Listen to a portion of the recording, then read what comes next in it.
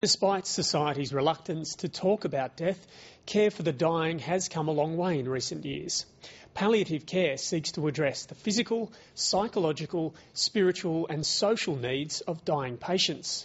So how effective is it, and how much control can a dying person have? Calvary Hospital declined our request for an interview with someone from Clare Holland House. But this afternoon I caught up with Nikki Johnston, the palliative care nurse practitioner at Canberra Hospital. Culturally, we're still a society that's frightened of talking about death and dying. That can be a real barrier if that's actually happening to you. So opening up and talking and getting people talking more about death and dying is such an important part of the work I do, and I suppose of Palliative Care Australia and other groups that are getting behind what palliative care is. Just to take away, to normalise death. It is something that is going to happen to all of us, and so that people know that there's a choice to take the palliative care route instead of keeping on having treatment until the last minute of their life. How does your work allow you to help people to die with dignity? Palliative care is incredibly holistic, and it involves not only the person with the life-limiting illness but also the family, loved ones, pets, anyone around that person that is supporting that person. Our job in palliative care is to help people to live as well as they can until they die, and then help them to die with dignity, with the correct amount of pain relief, and in a way that they've expressed is important to them. In Canberra, we're very lucky to have a holistic team with many disciplines, so nursing, medicine, social work, pastoral care, psychology. We've got lots of different people with different skills that can help that person holistically. Is palliative care misunderstood by the community? In my work, I find a lot of people don't understand what I do. In years gone by, palliative care was end-of-life care only, so the last couple of days of life.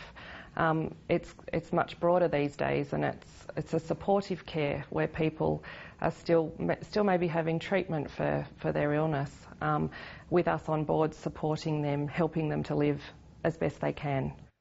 The really important part of palliative care is being patient-focused.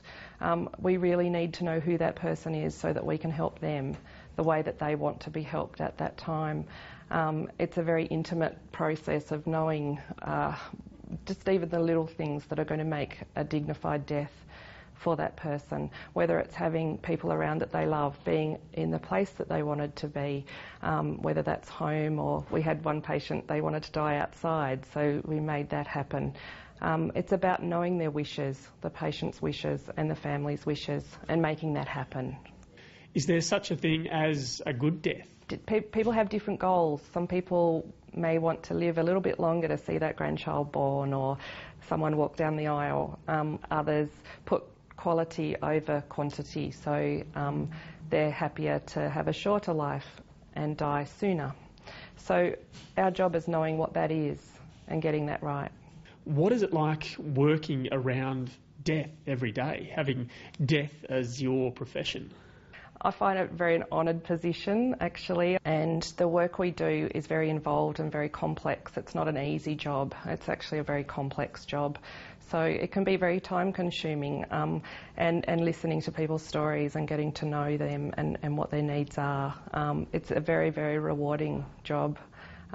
If people can go into palliative care, they often gain a lot from doing that. They get to finish unfinished business. There's honest conversations about how they want to spend their last days and what's important to them.